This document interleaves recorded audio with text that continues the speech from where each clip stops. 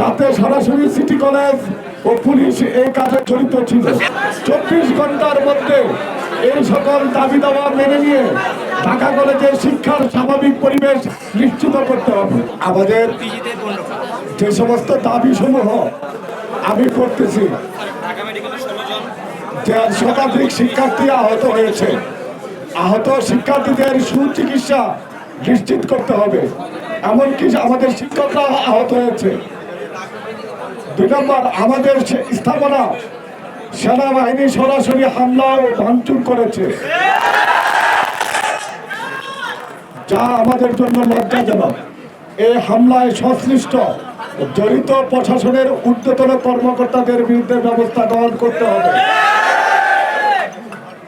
বিশেষ করে দায়িত্বরত পুলিশ কর্মকর্তা যারা এই হামলার নির্দেশ দিয়েছে তাদেরকে পদত্যাগের ব্যবস্থা করতে হবে।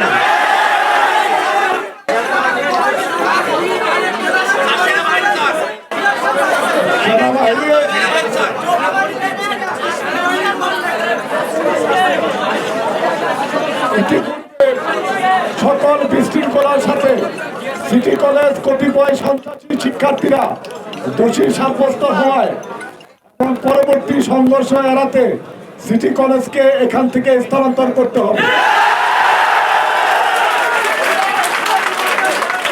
সিটি কলেজের সকল শিক্ষকরা এই নিন্দনীয় ঘটনার সাথে সরাসরি জড়িত ও নির্দেশদাতা তাদেরকে আইনের আওতায় আনতে হবে।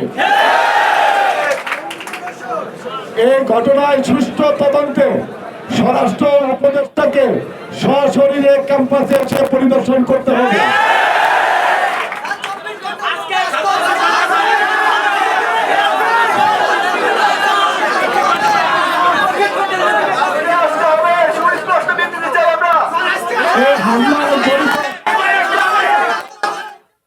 এই হামলায় জড়িত সেনা ও পুলিশের ঊর্ধ্বতন কর্মকর্তাদের ক্ষমা চেয়ে পদত্যাগ করতে হবে।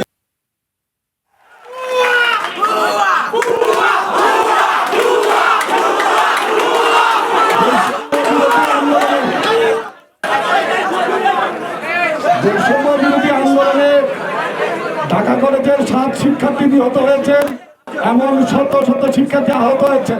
তাই পরিকল্পিতভাবে ঢাকা কলেজের 184তম প্রতিষ্ঠা বার্ষিকীতে হামলা করে বর্তমান সরকারকে ব্যর্থ করার পরিকল্পনা করা হয়েছে, যাতে সরাসরি সিটি কলেজ ও পুলিশ এই কাজে জড়িত ছিল।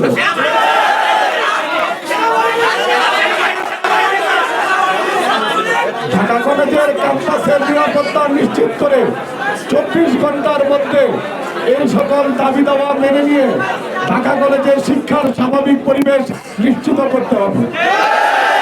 ধন্যবাদ।